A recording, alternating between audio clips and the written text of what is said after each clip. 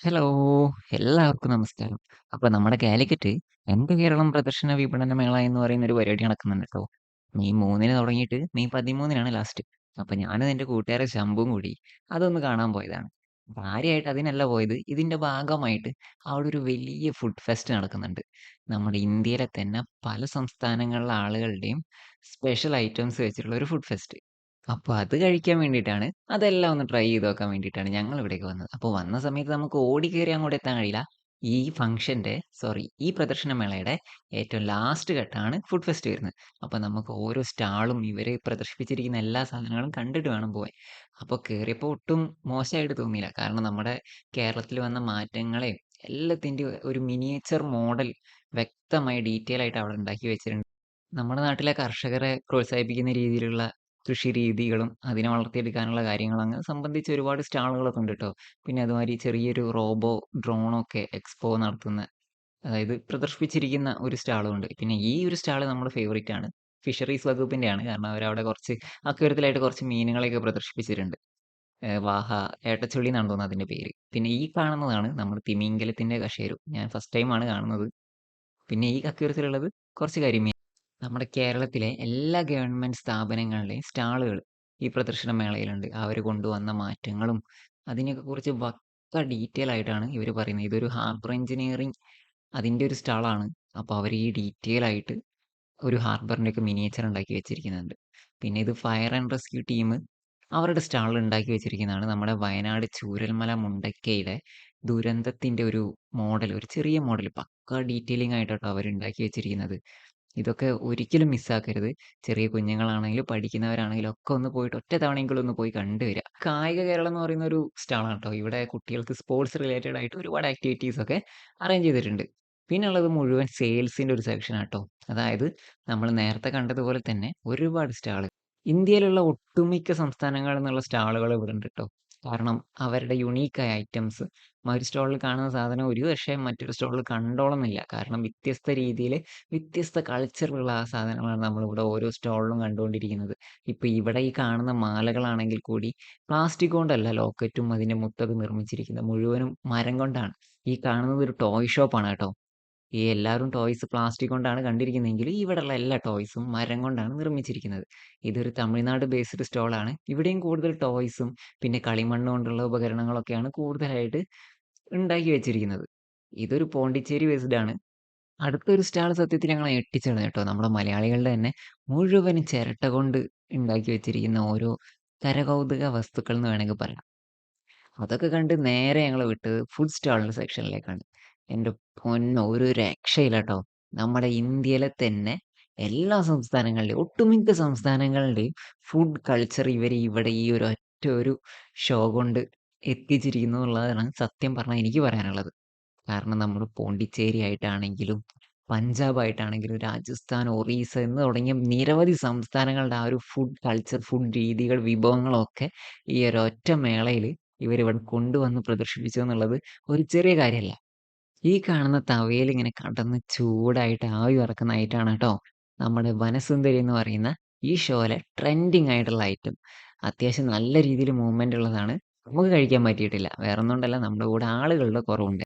അങ്ങനെ ആ കാഴ്ചകളൊക്കെ കണ്ട് നേരെ ഞങ്ങൾ മുന്നോട്ട് ഇങ്ങനെ നടന്നുകൊണ്ടിരിക്കുകട്ടോ. ഒരു രക്ഷയില്ലാത്ത പരിപാടിയാണ്. ഈ വീഡിയോ പിടിച്ച് ഫുഡ് കഴിക്കാതെ നടക്കാന്ന് പറഞ്ഞാല്. മൊത്തത്തിൽ നമ്മുടെ കയ്യിൽ നിന്ന് കൺട്രോൾ പോകുന്ന ഒരു പരിപാടി. ഇത് ഒഡീസയുടെ സ്റ്റാളാട്ടോ. അവരുടേതായ രീതിയിലുള്ള ഫുഡ് ഐറ്റംസ് ആണ് അവരവിടെ സെയിൽ ചെയ്തുകൊണ്ടിരിക്കുന്നത്. ഈ കാണുന്ന സ്റ്റാള് രാജസ്ഥാന്റെ കേട്ടോ. രാജസ്ഥാനിന് ഒന്നിൽ കൂടുതൽ സ്റ്റാളുകളുണ്ട്. ഈ സ്റ്റാളിൽ കിട്ടുന്ന ഐറ്റംസ് അല്ല അടുത്ത സ്റ്റാളിൽ കിട്ടുന്നത്.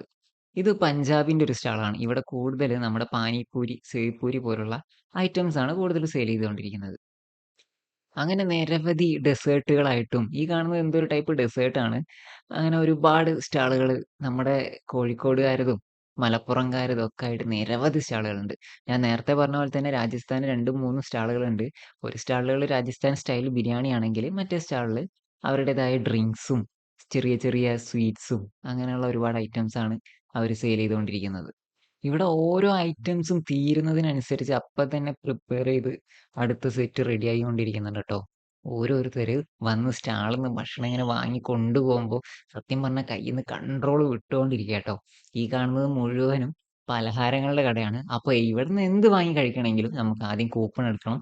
ക്യാഷ് അല്ല, ഇവിടെ കൂപ്പൺ കൗണ്ടറുകളുണ്ട്. അപ്പൊ അവിടെ പോയിട്ട് കൂപ്പൺസ് വാങ്ങുക, നമ്മള് ഫുഡും വാങ്ങുക. അപ്പൊ ഞങ്ങള് 400 രൂപയ്ക്കാണ് കൂപ്പൺ എടുത്തത്. അപ്പൊ ഞങ്ങള് കഴിക്കാൻ പോകുന്നത് ഒരു ചിക്കൻ ടിക്കയും ഒരു ഹാഫ് ഹൈദരാബാദി ബിരിയാണി. ഹാഫ് ഹൈദരാബാദി ബിരിയാണി എന്ന് പറഞ്ഞാലുണ്ടല്ലോ, 2 പേര് കഴിച്ചാൽ തീരാത്ത അത്ര ക്വാണ്ടിറ്റിയിലാണ് ഇവര് തരുന്നത് ഐറ്റം. പക്ഷെ പീസ് ഒന്നേ ഉണ്ടാവുള്ളൂ ഹാഫില്. ഫുൾ ആണെങ്കിൽ 2 പീസ് ഉണ്ടാവും. അതിന് വേണ്ടിയിട്ടാണ് ഞങ്ങൾ ചിക്കൻ ടിക്ക സെപ്പറേറ്റ് ആയിട്ട് വാങ്ങിയിരിക്കുന്നത്. അങ്ങനെ ഫുഡൊക്കെ വാങ്ങി പിന്നെ ഞാനും ശംഭും കൂടി എവിടെയെങ്കിലും പോയിട്ട് ഒന്ന് ഇരുന്നിട്ട് ഇത് കഴിച്ച് തീർക്കാനുള്ള പരിപാടിയായിട്ട് അടുത്ത് നോക്കിയത്. ഈ ഹൈദരാബാദി ബിരിയാണിയെ കുറിച്ച് പറയുകയാണെങ്കിൽ റൈസ് അത്രയ്ക്ക് ഫ്ലേവേർഡ് അല്ല. നല്ല ചൂടോടെ ആകുമ്പോൾ നമുക്ക് കഴിക്കാൻ പറ്റും. ഈ ചിക്കൻ പീസിലാണ് നല്ല ഫ്ലേവർ ഉള്ളത്. അപ്പൊ ചിക്കൻ പീസും റൈസും കൂടെ കൂട്ടി മിക്സ് ചെയ്ത് കഴിക്കുമ്പോൾ നല്ല പൊളിയാണ്. അങ്ങനെ ഒരു ജ്യൂസും കുടിച്ച് ഞങ്ങൾ പുറത്തേക്ക് ഇറങ്ങിയപ്പോഴത്തേക്ക് കണ്ണൻ വന്നു കേട്ടോ. കണ്ണന് കുറച്ച് പരിപാടി ഉള്ളതുകൊണ്ടാണ് നമുക്ക് ഈ ഫുഡ് ഫെസ്റ്റിന് അവനെ കൂട്ടാൻ പറ്റാതെ. അങ്ങനെ കണ്ണൻ വന്ന സമയത്ത് ശംഭു നേരെ തിരിച്ച് വീട്ടിലേക്കും പോയി. കണ്ണനും ഞാനും കൂടി നമ്മുടെ കാലിക്കറ്റ് ബീച്ചിലേക്ക് തേരാപ്പാര അങ്ങോട്ടും ഇങ്ങോട്ടും നടക്കാനുള്ള പരിപാടി തുടങ്ങി. പ്രത്യേകിച്ച് ഇന്നും പരിപാടിയൊന്നും ഇല്ലാത്തതുകൊണ്ട് ഇന്ന് നൈറ്റ് അത്യാവശ്യം ലേറ്റ് ആയിട്ട്, അല്ലെങ്കിൽ നൈറ്റ് മൊത്തത്തിൽ നമ്മുടെ കാലിക്കറ്റ് ബീച്ചിൽ തന്നെ സ്പെൻഡ് ചെയ്യാമെന്ന് നമ്മൾ കരുതി. വേറെ ഒന്നും കൊണ്ടല്ല, നിലവിൽ കേരളത്തിൽ മൊത്തത്തിൽ ഞാൻ എടുത്തു പറയുന്നില്ല. എന്നാലും കേരളത്തിൽ ഇപ്പൊ നിലവിൽ സേഫ് ആയിട്ട് വൈബായിട്ട് നമ്മുടെ കാലിക്കറ്റ് ബീച്ചിൽ നല്ല രീതിയിൽ നൈറ്റ് ലൈഫ് ആസ്വദിക്കാൻ പറ്റുട്ടോ. പിന്നെ ഇതുപോലുള്ള മച്ചാന്മാരെ കണ്ടുമുട്ടുകയാണെങ്കിൽ സമയം പോകുന്നതേ അറിയില്ല. പാടി അവന്മാരങ്ങ് നേരം വെളുപ്പിച്ചോളും എന്നൊക്കെ പറയില്ലേ, ആ ഒരു വകുപ്പ് ടീംസാട്ടോ ഇത്. സമയം എത്ര വൈകിയാലും എത്ര രാത്രിയായാലും ഇവിടെ ആളുകൾ വന്നുകൊണ്ടേയിരിക്കും കേട്ടോ. ഫാമിലി ആയിട്ടും കപ്പിൾസ് ആയിട്ടും ഒക്കെ എത്ര ലേറ്റ് ആയാലും സേഫ് ആയിട്ട് ഒരു നൈറ്റ് ലൈഫ് എൻജോയ് ചെയ്യാൻ പറ്റിയ അടിപൊളി സ്പോട്ട് തന്നെയാണ് നമ്മുടെ കാലിക്കറ്റ് ബീച്ച്. ഈ ലൈറ്റ് കൊണ്ടുള്ള പരിപാടിയൊക്കെ എപ്പോഴും ഉണ്ടാവുന്നതല്ല കേട്ടോ. ഇതുപോലെ എന്തെങ്കിലും ഷോകളൊക്കെ നമ്മുടെ ബീച്ചിൽ നടക്കുന്നുണ്ടെങ്കിൽ അതിന്റെ ഭാഗമായിട്ട് ഉണ്ടാവുന്ന. അങ്ങനെ ഒരുപാട് നടന്നതിന് ശേഷം ഞാനും കണ്ണനും ഒരു സ്ഥലത്ത് പതിയെ സൈഡായിട്ട് ഇരുന്നു കേട്ടോ. വേറെ ഒന്നുകൊണ്ടല്ല, നല്ല കാലം ചായ എന്ന് പറഞ്ഞിട്ട് നമ്മുടെ കാലിക്കറ്റ് ബീച്ചിൽ ഒരു പുള്ളി സെയിൽ ചെയ്തുകൊണ്ടിരിക്കുന്ന സാധനമാണ്. കണ്ണാ എങ്ങനെയുണ്ട്? ഗ്രാമ്പൂൻ്റെ ഒക്കെ ഭയങ്കരമായ ഫ്ലേവറാണ് ഇത്. അപ്പോൾ അങ്ങനത്തെ ഫ്ലേവറൊക്കെ ഇഷ്ടപ്പെടുന്നവർ മാത്രം വാങ്ങിക്കുടിക്കുക. ഭയങ്കര ഗ്രാമ്പൂൻ്റെ ഫ്ലേവറാണ്. അല്ലാത്തവർ വാങ്ങിക്കുടിക്കാതിരിക്കുക. 20 രൂപയാണ് ഈ ചെറിയ ഗ്ലാസ്സിന്. വേറൊരു കാര്യം കൂടി പറഞ്ഞു തരട്ടെ. നിങ്ങൾ വൺ ടൈം ഈ നൈറ്റ് ലൈഫ് എൻജോയ് ചെയ്ത് കഴിഞ്ഞാണെങ്കിൽ, ട്രൈ ചെയ്ത് കഴിഞ്ഞാണെങ്കിൽ പിന്നെ നിങ്ങൾ ഇതിനൊരു അഡിക്റ്റ് ആയിട്ട് മാറും ട്ടോ. പ്രത്യേകിച്ച് നമ്മുടെ കോഴിക്കോട് ബീച്ച് പോലുള്ള സ്ഥലത്ത്.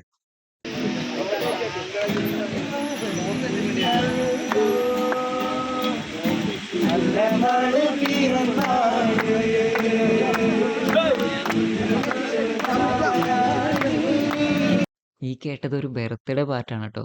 വേറൊന്നും കൊണ്ടല്ല, അതുവഴി നടന്നു പോയ ഏതോ ഒരു നമ്മുടെ കൂട്ടുകാരന്റെ ബർത്ത്ഡേ ആയിരുന്നു. അപ്പൊ നമ്മുടെ പാട്ട് പാടുന്ന മച്ചാന്മാരുടെ ആ കാര്യം പറഞ്ഞപ്പോ പിന്നെ മൊത്തത്തിൽ അവന്മാരങ്ങ് ഏറ്റെടുത്തു. അടിപൊളി വൈബാണ്. ഇതാണ് നമ്മുടെ കാലിക്കറ്റ് ബീച്ച്.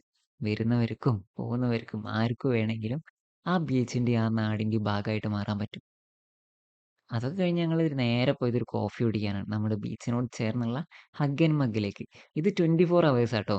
സത്യം പറഞ്ഞാണെങ്കിൽ നമ്മുടെ കാലിക്കറ്റ് ബീച്ചിൽ ഇതുവരെ നൈറ്റ് ലൈഫ് ഒക്കെ എൻജോയ് ചെയ്യാൻ വരുന്നവർക്ക് പറ്റിയൊരു സ്പോട്ടും കൂടിയാണ് ഇവിടെ. ഞങ്ങൾ 2 ഫിൽറ്റർ കോഫിയും ഒരു പിസയും പിന്നെ ഒരു ചെറിയ പീസ് കേക്കുമാണ് ഓർഡർ ചെയ്തിരിക്കുന്നത്. അങ്ങനെ ഓർഡറൊക്കെ ചെയ്ത് ഞാനും കണ്ണനും അവിടെ പതിയെ പോയി ഇരുന്ന് അതിനുള്ള വെയിറ്റിംഗ് ആയി.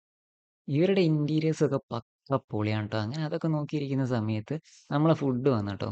ഒരു ബ്രൗണി പീസ് കേക്കും പിന്നെ ഒരു ബാർബിക്യൂ പിസയാണ് ഞങ്ങൾ ഓർഡർ ചെയ്തിരിക്കുന്നത്. പിന്നെ 2 ഫിൽറ്റർ കോഫി. ഈ കാലിക്കറ്റൊക്കെ വരുന്നവർക്ക് നല്ലൊരു ഓപ്ഷനാണ് ട്ടോ ഹക്കീം മഗ്. കാരണം 24 അവേഴ്സ് ഇവരുടെ എല്ലാ ഡിഷും കോഫിയും ഒക്കെ ഇവിടെ അവൈലബിൾ ആയിരിക്കും. അപ്പം നൈറ്റിൽ കാലിക്കറ്റ് എത്തുന്നവർക്ക് ധൈര്യത്തോടെ വന്ന് കയറാം. നമ്മുടെ ഓർഡർ ചെയ്ത ബ്രൗണി എടുത്ത് കഴിച്ചതിന്റെ എക്സ്പ്രഷൻ ആണ് ട്ടോ ഓന്റെ മുഖത്ത് ഈ കാണുന്നത്. പേഴ്സണലി ഞാനൊരു ബ്രൗണി ലവറും കൂടിയാണ്. അപ്പോൾ എല്ലായിടത്തും ഞാൻ ട്രൈ ചെയ്യാറുണ്ട്. ഇവരുടെ ഫസ്റ്റ് ടൈമാണ് ട്രൈ ചെയ്തത്. ഒരു രക്ഷയില്ല, പൊളി ഐറ്റം തന്നെയാണ്. പിന്നെ അതിനു വേണ്ടി ഒരു അടി തന്നെയായിരുന്നു അവിടെ. അങ്ങനെ ഈ ഐറ്റം ഒക്കെ തീർത്ത് ഞാൻ നേരെ പിസയിലേക്ക് പിടിച്ചു. ഈ നമ്മൾ മറ്റ് സ്ഥലങ്ങളിൽ നിന്നൊക്കെ പിസ കഴിച്ചിട്ടുണ്ടെങ്കിലും ഇവരുടെ ഈ പിസ ആദ്യമായിട്ടാട്ടോ കഴിക്കുന്നത്. കാരണം ഒരു പല സ്ഥലങ്ങളിലും പിസയുടെ ഈ സൈഡും ഒക്കെ ഭയങ്കര റഫായിട്ട് ഫീൽ ചെയ്തിട്ടുണ്ട്. പക്ഷെ ഇവിടെ അങ്ങനെയൊന്നുമില്ല. അടിപൊളിയാണ്. അങ്ങനെ അതൊക്കെ കഴിച്ച് ഒരു കോഫിയും കുടിച്ച് പിന്നെ ഞങ്ങൾ നേരെ വിട്ടത് ബീച്ചിലേക്ക് തന്നെയാണ് ട്ടോ. അവിടുന്ന് ബീച്ചിനോട് ഒരു ബായ് പറഞ്ഞ് നേരെ ഞങ്ങൾ വീട്ടിലേക്ക് പോയി. വീഡിയോ ഇഷ്ടപ്പെട്ടാൽ ലൈക്ക് ചെയ്യാനും സബ്സ്ക്രൈബ് ചെയ്യാനും ഷെയർ ചെയ്യാനും മറക്കല്ലേ. അപ്പൊ ബായ്.